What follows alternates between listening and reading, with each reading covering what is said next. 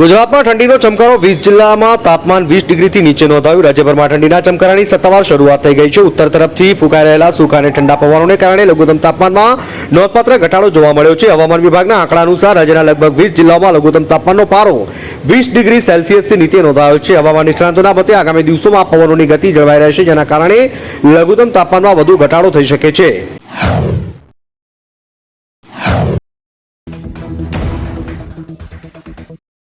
ગીર સોમનાથમાં mega demolition 5000 ચોરસ metre જમીન પર ફર્યું બુલડોઝર। ગીર સોમનાથના પ્રભાસ પાટણમાં 5000 ચોરસ મીટર જમીનમાં કરવામાં આવેલા દબાણ દૂર કરવામાં આવ્યા હતા। પોલીસ બંદોબસ્ત વચ્ચે રહેણાંક મકાનો, દુકાનો તેમજ ધાર્મિક સ્થળ મળીને કુલ 11 ગેરકાયદે બાંધકામોને જમીનદોસ્ત કરાયા। આવા કાર્યવાહીને કારણે ગુજરાત રાજ્ય માર્ગ વાહન વ્યવહાર નિગમને ફાળવવામાં આવેલી વધારાની 1300 ચોરસ મીટર જમીન સંપૂર્ણપણે દબાણ મુક્ત બની છે।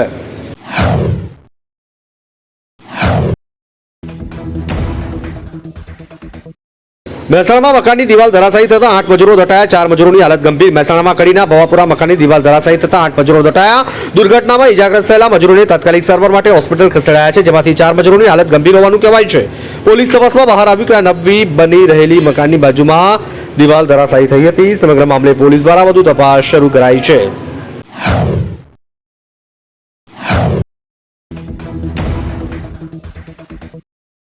હાઈવે પર ખાણીપીણીની દુકાનો અકસ્માતનું કારણ બને છે। સુપ્રીમ કોર્ટે NHAIને નોટિસ ફટકારી। સુપ્રીમ કોર્ટે રાજસ્થાન ફલોદી માર્ગ અકસ્માતમાં 15 લોકોના મોત થયા હતા તેની નોંધ લીધી। કોર્ટે અવલોકન કર્યું કે લોકોએ હાઈવે પર એવા સ્થળોએ ઢાબા બનાવ્યા છે જે હેતુ માટે નિયુક્ત નથી। લોકો તેમના વાહનો રસ્તા પર પાર્ક કરે છે અને ઢાબા પર જાય છે, આનાથી અકસ્માતો થાય છે।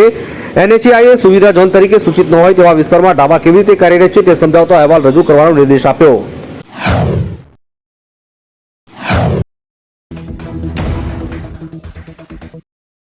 કચ્છના બેલામાં 3.1ની તીવ્રતાનો ભૂકંપનો આંચકો અનુભવાયો। રિપોર્ટ અનુસાર કચ્છના બેલામાં મંગળવારે ભૂકંપનો આંચકો અનુભવાયો। સવારે 5:59 આંચકા આવ્યા હતા। રીટર સ્કેલ પર 3.1ની તીવ્રતા નોંધાઈ છે। ભૂકંપનું કેન્દ્રબિંદુ બેલાથી 7 કિલોમીટર દૂર નોંધાયું છે કે કોઈપણ પ્રકારની જાનહાનિના અહેવાલ નથી। ગત મહિને પણ કચ્છમાં આંચકા અનુભવાયા, જેનું કેન્દ્રબિંદુ ધોળાવીરાથી 27 કિલોમીટર દૂર નોંધાયું હતું।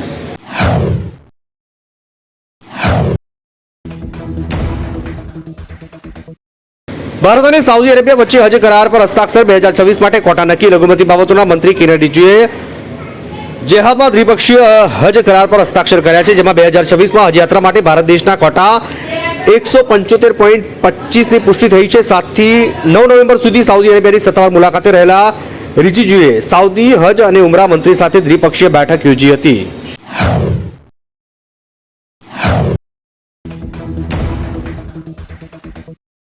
માવઠાથી પાક નિષ્ફળ જતા વધુ એક ખેડૂતનો આપઘાત। રાજકોટના ખેડૂતે માનસિક તણાવમાં જીવન ટૂંકાવ્યું। રાજકોટ જિલ્લાના અરડોઈ ગામમાં 50 વર્ષીય ખેડૂત દિલીપભાઈ નાગજીભાઈ વિરોડિયાએ આપઘાત કર્યો છે। પરિવારજનોને સ્થાનિકના જણાવ્યા મુજબ કમોસમી વરસાદને કારણે ખેતીમાં ભારે નુકસાન થતા દિલીપભાઈએ આ પગલું ભર્યું છે। માવઠાને કારણે દિલીપભાઈના ખેતરમાં ઉભેલા મગફળી, ડુંગળી અને કપાસ સહિતના મુખ્ય પાકો સંપૂર્ણપણે નિષ્ફળ જતા તેઓ માનસિક તણાવમાં આવ્યા હતા।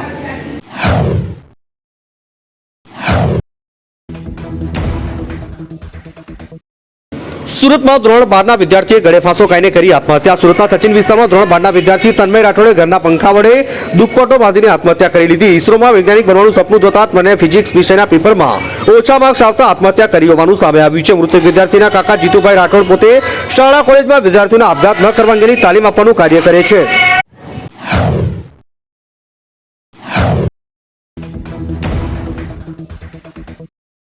અમદાવાદ સહિત આ શહેરમાં યોજાશે T20 વર્લ્ડ કપ 2026ના સેમીફાઇનલ। અહેવાલ અનુસાર ICC અને BCCI આવતા વર્ષે ફેબ્રુઆરી માસમાં યોજાનાર T20 વર્લ્ડ કપના સેમીફાઇનલ માટે અમદાવાદના નરેન્દ્ર મોદી સ્ટેડિયમ અને કલકત્તાના ઈડન ગાર્ડનની પસંદગી કરી છે। રિપોર્ટ અનુસાર જો પાકિસ્તાન અથવા શ્રીલંકા સેમીફાઇનલમાં પહોંચે છે તો તેમની સેમીફાઇનલ કોલંબોમાં રમાશે। ફાઇનલ માટે હજુ સુધી કોઈ શહેર ફાઇનલ થયું નથી।